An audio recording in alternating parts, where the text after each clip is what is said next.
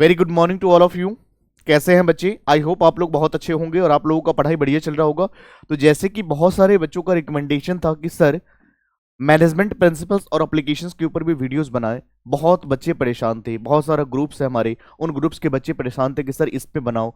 Business law की class हमें अच्छी लगी, आप हमें ये भी प्रोवाइड कर दो ताकि हमारी हेल्प हो सके। तो उन सभी बच्चों की रिकमेंडेशन की वजह से हमने ये लेक्चर भी बनाना शुरू किया है बच्चे। तो आज हम लोग स्टार्ट करने वाले हैं, ये आपका बीकॉम सेमेस्टर 1 है, जहां पर हम लोग बात करेंगे मैनेजमेंट प्रिंसिपल्स और इनकी एप्लीकेशंस के बारे में। और बच्चे आइए वन शॉट के अंदर हम लोग कवर करने वाले हैं। तो आइए बिना टाइम वेस्ट किए हम लोग स्टार्ट करेंगे। और एक बात मैं आप लोगों को बता दूं कि जिन भी बच्चों ने अभी तक बिजनेस लॉ की क्लास नहीं देखा है, आप जरूर जाकर के देखें। मैंने ऑलमोस्ट कॉन्ट्रैक्ट एक्ट खत्म करा चुका हूं। अब सेल्स ऑफ गुड्स एक्ट और बाकी पार्टनरशिप एक्ट और रिमेनिंग पोर्शंस भी हम करा देंगे बच्चे। तो प्लीज आप लोग जुड़े रहिए हमारे साथ। और जिन भी बच्चों ने इसको सब्सक्राइब नहीं किया है, नोटिफिकेशन ऑन नहीं किया है, जरूर करें। ताकि क्या होगा कि टाइम से जो भी वीडियोस हम अपलोड करें वो आपके पास ऑटोमेटिकली टाइम से पहुंच जाए। और अच्छे से पढ़ाई कीजिए और प्रिपेयर करिए अपने नोट्स, हैंड रिटन नोट्स बनाइए और इस तरह से पढ़ाई कीजिए बच्चे। तो चलिए हम लोग स्टार्ट करेंगे आज की क्लास जो है, जहां पर हम सबसे पहला क्लास है मैनेजमेंट प्रिंसिपल्स और एप्लीकेशंस की। अगर हम बात करें बेटा, इसको वन शॉट के अंदर हम लोग कवर करने वाले हैं। इसको जो है हम लोग वन शॉट के अंदर कवर करने वाले हैं बच्चे। आइए, तो सबसे पहले हम लोग जो जानेंगे बेटा, ये यहाँ पर जो है आपका इंट्रोडक्शन है। इंट्रोडक्शन के बारे में हम लोग बात करेंगे, वन शॉट में कवर करेंगे। यहाँ पे मैनेजमेंट प्रिंसिपल्स एंड एप्लीकेशंस। तो चलिए एक बार ओवरव्यू ले लेते हैं कि हम लोग आखिर करने वाले क्या है, क्या क्या कंटेंट हम लोग कवर करेंगे इस चैप्टर के अंदर। तो सबसे पहले हम लोग जानेंगे ऑब्जेक्टिव्स क्या, लर्निंग ऑब्जेक्टिव्स क्या होता है। उसके बाद इंट्रोडक्शन टू मैनेजमेंट क्या होता है बेटा, उसके बारे में हम लोग जानेंगे। उसके बाद नेचर ऑफ मैनेजमेंट के क्या नेचर होते हैं, फंक्शंस क्या होता है मैनेजमेंट का। और उसके बाद लेवल्स ऑफ मैनेजमेंट के बारे में बात करेंगे। और कोऑर्डिनेशन ऑफ मैनेजमेंट क्या होता है, इन सभी पे चर्चा करेंगे। तो आइए सबसे पहले हम लोग स्टार्ट करेंगे कि what do you mean by the term management. बेटा जी, ये मैनेजमेंट जो वर्ड है उससे आप क्या समझते हो और आपके लिए क्यों जरूरी है, और एक ऑर्गेनाइजेशन के लिए क्यों जरूरी है। तो मैनेजमेंट की अगर बात करें बेटा, तो management is a process. Management is a process जहां पर आप प्लानिंग करते हो, ऑर्गेनाइजिंग करते हो, स्टाफिंग करते हो, डायरेक्टिंग करते हो, कंट्रोलिंग करते हो। और इन प्रोसेस के थ्रू कोई भी ऑर्गेनाइजेशन अपनी गोल को अचीव करता है बेटा with the help of effectively और एफिशिएंटली। हम उसको क्या बोलते हैं? मैनेजमेंट बोलते हैं। हम उसे क्या बोलते हैं? तो मैनेजमेंट के अंदर बेटा ये सारी चीजें इन्वॉल्व होती है। प्लानिंग से लेकर के कंट्रोलिंग तक का जो प्रोसेस होता है उन्हें पूरा करना होता है। और उसके बाद एक ऑर्गेनाइजेशन अपनी गोल को अचीव करती है, और एक कॉमन गोल को अचीव करती है with the help of group activities. तो यहां पर अकेला कोई नहीं काम करता, यहां टीम के साथ काम करते हैं बेटा। तो इस बात को आइए हम लोग स्टार्ट करते हैं और समझेंगे। Introduction to management. Welcome to the world of management. This presentation will guide you through the fundamental concept, key functions and importance of management in today's dynamic business environment. आज का एनवायरमेंट जो है बेटा, business का environment की बात करें तो आज का डायनेमिक बिजनेस एनवायरमेंट है। फ्लेक्सिबल नेचर के होते हैं बेटा, चीजें चेंजेस होती रहती हैं, फिक्स नहीं रहती हैं। तो आइए हम लोग स्टार्ट करेंगे बेटा। सबसे पहले हम लोग जानेंगे ऑब्जेक्टिव्स क्या है। तो अगर हम यहाँ पर मैंने मैनेजमेंट के बारे में आपको बताया, आइए यहाँ पर हम समझते लर्निंग ऑब्जेक्टिव्स क्या है बेटा। तो अंडरस्टैंडिंग कॉन्सेप्ट, उसके बाद एक्सप्लोर द मैनेजमेंट के डिसिप्लिन क्या होता है, एग्जामिन रोल्स एंड फंक्शंस की हम बात करेंगे, अप्रिशिएट कोऑर्डिनेशंस इंपॉर्टेंस। तो चलिए सबसे पहले अगर हम बात करें grasp the core principles of management. बेटा जी यहाँ पर कोर प्रिंसिपल्स की हम बात करेंगे, क्या क्या कोर प्रिंसिपल्स हो सकते हैं मैनेजमेंट के बारे में हम समझेंगे। उसके बाद analyse the nature and scope of the management. उसके बाद अगर बात करें investigate how management impact the organisation, एक मैनेजमेंट कैसे एक ऑर्गेनाइजेशन को इंपैक्ट देगा उसके बारे में चर्चा करेंगे। और उसके बाद discover the significance alignment in management. तो इस तरह से सारे के सारे लर्निंग ऑब्जेक्टिव हैं जिसे हमें डिस्कस करना है बच्चे। आइए, तो सबसे पहले हम लोग समझेंगे बेटा what do we mean by the term management. मैंने जस्ट अभी आपको बताया कि मैनेजमेंट का मतलब क्या होता है। तो मैनेजमेंट इज अ प्रोसेस जहां पर प्लानिंग करते हो, ऑर्गेनाइजिंग करते हो, स्टाफिंग करते हो, डायरेक्टिंग करते हो और कंट्रोलिंग करते हो। इन प्रोसेस के थ्रू आप क्या करते हो, एक ऑर्गेनाइजेशन अपनी गोल को अचीव करता है with the help of effectively और एफिशिएंटली। समझ गए बात को? हम इसको प्लानिंग बोलते हैं, हम इसको बोलते हैं मैनेजमेंट। तो मैनेजमेंट के अंदर प्लानिंग करना होता है, ऑर्गेनाइजिंग करना होता है, लीडिंग करना होता है, कंट्रोलिंग करना होता है, रिसोर्सेज टू अचीव। यहां पर हम अचीव करते हैं goal efficiently and effectively. Effectively and efficiently, बेटा जी इफेक्टिवली करना होता है और एफिशिएंटली मोड में हम करते हैं। समझ गए बात को? क्लियर है पॉइंट्स? आइए हम लोग बात करते हैं एलिमेंट्स। क्या क्या एलिमेंट्स होती है? प्लानिंग होती है बेटा, ऑर्गेनाइजिंग होती है, लीडिंग होती है, कंट्रोलिंग। ये जो एलिमेंट्स है बेटा इन्वॉल्व होता है मैनेजमेंट के अंदर, और इन सभी प्रोसेस के थ्रू एक ऑर्गेनाइजेशन अपनी गोल को अचीव करती है। प्लानिंग सबसे पहले करते हैं। क्या प्लानिंग करने से ही काम हो जाएगा? नहीं, प्लानिंग के साथ साथ आपको क्या करना पड़ेगा? ऑर्गेनाइजिंग भी करना पड़ेगा। भाई ऑर्गेनाइजेशन होनी पड़ेगी, आपके पास स्टाफ का जरूरत है, बिना स्टाफ का काम कैसे करेंगे? और उसके बाद डायरेक्टिंग करना पड़ेगा, जो आपके पास स्टाफ है काम कर रहा है नहीं कर रहा, डायरेक्टिंग करना, इंस्ट्रक्शन देना, गाइड करना, और लास्ट में कंट्रोलिंग करते हैं। एक्शन वहां पर देखते हैं कि प्लानिंग जैसे करा वैसे काम चल रहा है कि नहीं चल रहा है, या सिर्फ बातें चल रही है। ये सभी चीजों को देखने का काम जो होता है बेटा प्लानिंग से लेकर के कंट्रोलिंग तक हमें करना होता है। और ये एक्टिविटीज के थ्रू हम क्या करते हैं? कोई भी ऑर्गेनाइजेशन अपनी गोल को अचीव करते हैं इफेक्टिवली और एफिशिएंटली मोड में। ध्यान रखेंगे, इस तरह से मैनेजमेंट के बारे में हमने समझा। उसके बाद अगर हम बात करें नेचर ऑफ मैनेजमेंट की, अगर बात करें बेटा मैनेजमेंट के क्या नेचर्स हैं, तो सबसे पहला मैनेजमेंट क्या होते हैं बेटा? गोल ओरिएंटेड प्रोसेस होते हैं। Management is a dynamic functions होते हैं बेटा।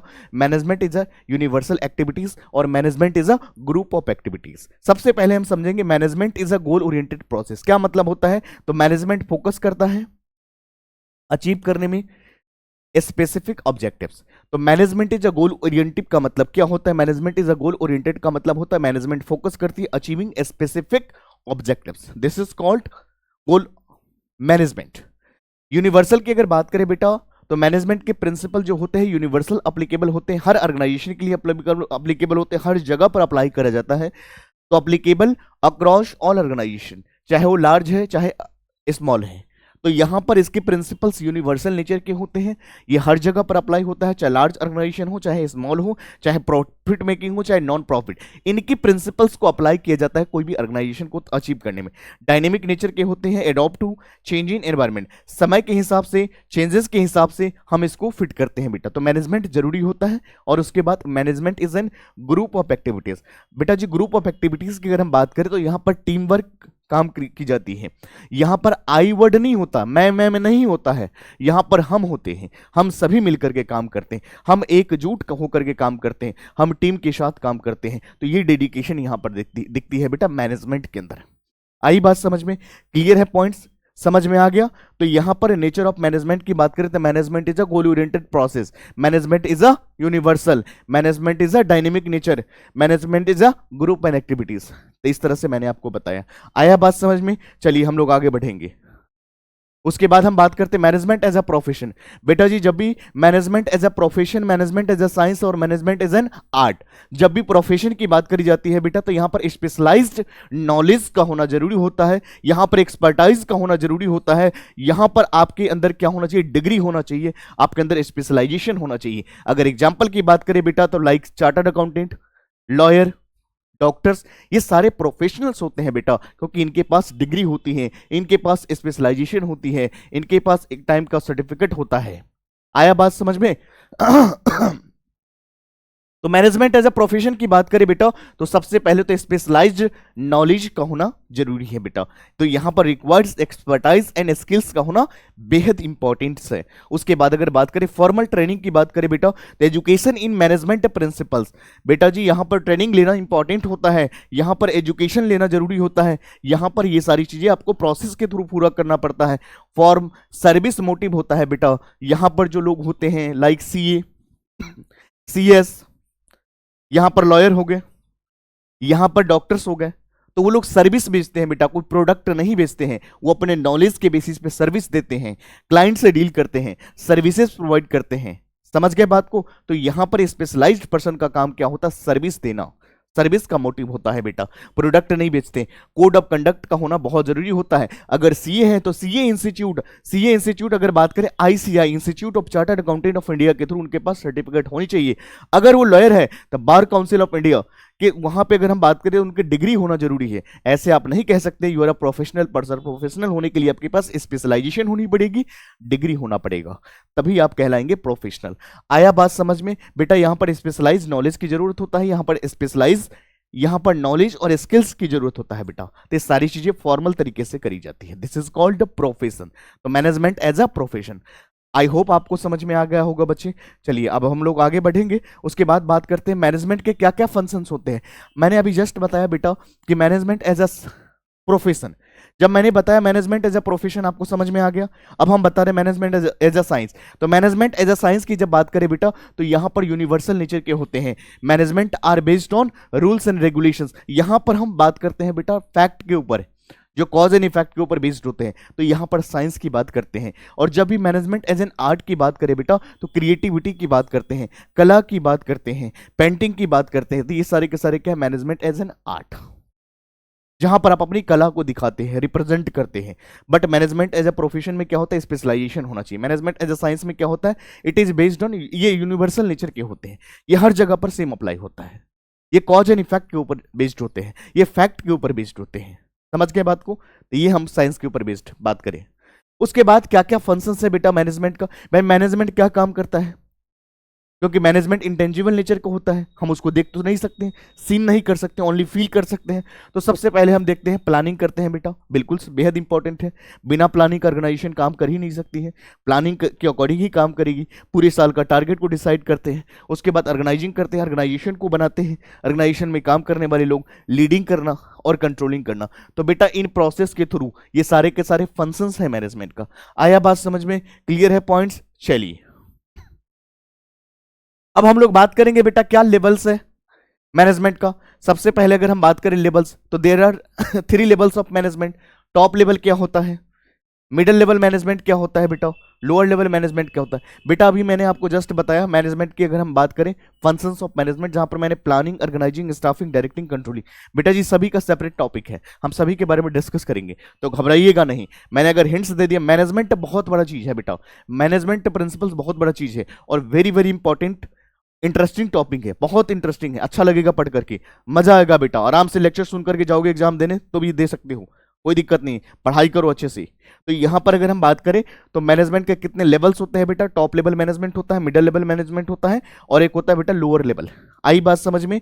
तो यहां पर लोअर लेवल को हम कहते हैं ऑपरेशनल लेवल भी कहते हैं बेटा। तो यहाँ टॉप लेवल की जब हम बात करते हैं तो यहां पर स्ट्रैटेजिक डिसीजन एंड पॉलिसीज, यहां पर कंपनी के चेयरमैन पर्सन आते हैं, कंपनी के प्रेसिडेंट आते हैं, मेन पर्सन आते हैं जो कंपनी के पॉलिसी बनाते हैं, रूल्स एंड रेगुलेशन को तय करते हैं। मिडिल लेवल की बात करें बेटा, यहां पर कौन होते हैं, यहां पर होते हैं इंप्लीमेंटिंग एंड कोऑर्डिनेटिंग, यहाँ पर मैनेजर्स वगैरह होते हैं बेटा। उसके बाद अगर हम बात करें लोअर का मतलब होता है डेली बेसिस पे ऑपरेशंस में हेल्प करते हैं। समझ गए? तो इस तरह से मैनेजमेंट का लेवल को डिसाइड करा गया है। ये लेवल से सबसे पहले लेवल पे आ जाएंगे टॉप लेवल, उसके बाद आ जाएंगे बेटा मिडिल लेवल और उसके बाद आ जाएंगे बेटा लोअर लेवल। समझ गए बात को? तो इस तरह से मैनेजमेंट के लेवल्स है। आया बात समझ में? चलिए उसके बाद हम बात करते हैं टॉप लेवल का काम क्या होता है बेटा, आइए उसके बारे में चर्चा करेंगे। टॉप लेवल की अगर रिस्पॉन्सिबिलिटीज है, अगर राइट्स है तो रिस्पॉन्सिबिलिटीज भी होगा। तो यहां पर रिस्पॉन्सिबिलिटीज क्या क्या होगा बेटा मैनेज टॉप लेवल मैनेजमेंट का सेटिंग गोल एंड पॉलिसीज, बिल्कुल सही बात है। पूरे कंपनी का डिसीजन मेकिंग, पूरे कंपनी किसके रूल्स, किसके एक डिसीजन मेकिंग के ऊपर टिका होता है, टॉप लेवल मैनेजमेंट।